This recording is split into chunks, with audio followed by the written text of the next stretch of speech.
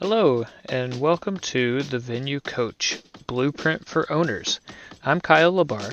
This podcast is all about helping you fill your wedding venue with more bookings, earn more from each one, and keep your customers happy for a long time. We'll also talk about some tough times and big lessons that I've learned along the way. Let's dive in together and make your venue the best spot for weddings. Everybody, welcome to another episode of the Venue Coach. And today's episode, I wanted to talk about venue horror stories. so, part of the fun of being remote on your venue is that you don't get to be on city sewer, or whatever. You get to have a septic system. And so, what happens when your septic system meets things other than poop and toilet paper in the toilet is you get backups.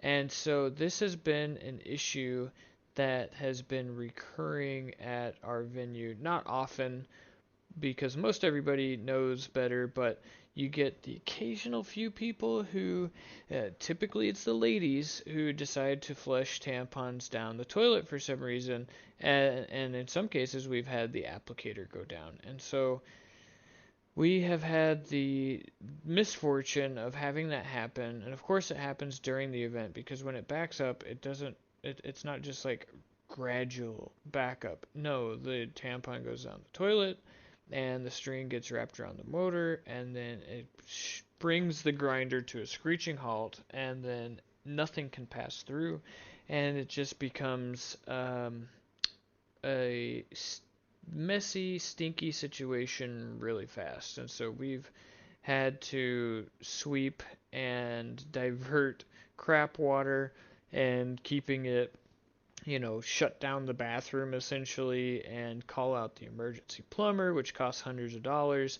And we, inevitably have to keep the deposit for the emergency or the day of deposit that or security deposit.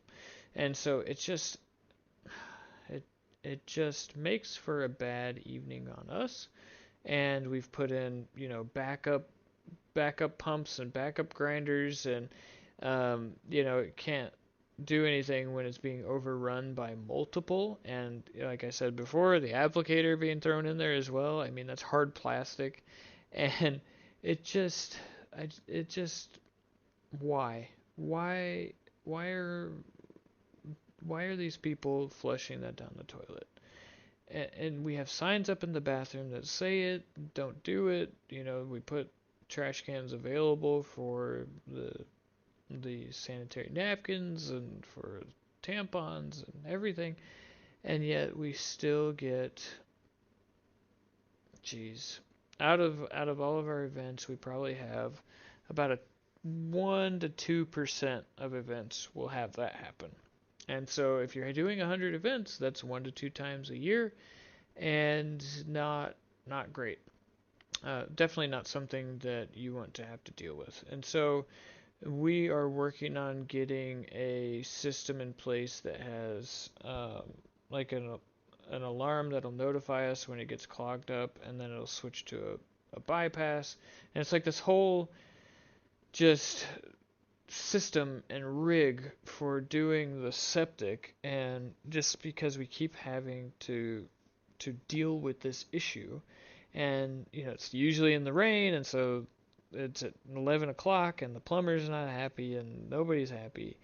And yeah, so if you're on septic and you haven't had the issue yet, you're going to. It's not an if but a when, and when it happens, you're going to think of this.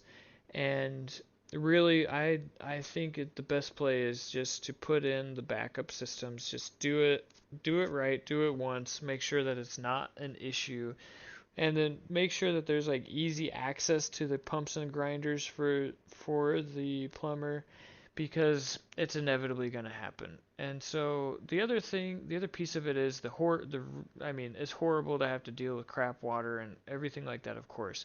But what made it worse is on this particular event, we told them we were getting back into our regular season, and so we hadn't had a lot of events out, and so there's no way that it could have been anybody else but this party.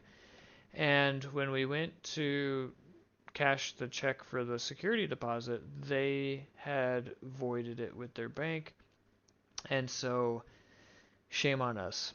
And the lesson that we learned from that is that we are going to start requiring day of insurance, and they have to pay the deposit. Like we let one bad apple, like we had a good thing. Basically, we just said write the check. We won't cash it unless we need to, and so that way there wasn't like refunds and all of this having to deal with that on the back end. And so this one particular party has changed that whole policy for us because they burned us, and it's really a shame, and it's not worth going after them for, it's just unfortunate, and it's unfortunate that people don't own up to the things that they do. And so from now on, we are requiring that security deposit to be paid via credit card in advance, and that if they can either do a $500 deposit with day of insurance, or they can do a $1,000 deposit and just call it good there. But either way, we want to learn from lessons that we're being taught, and so we don't want to have to learn the same lesson multiple times if we can avoid it, and it just keeps us safer. So I hope that this was helpful for you, especially if you have a septic system. If you've had your venue for a while, I know it's already happened to you, so you're probably chuckling about this.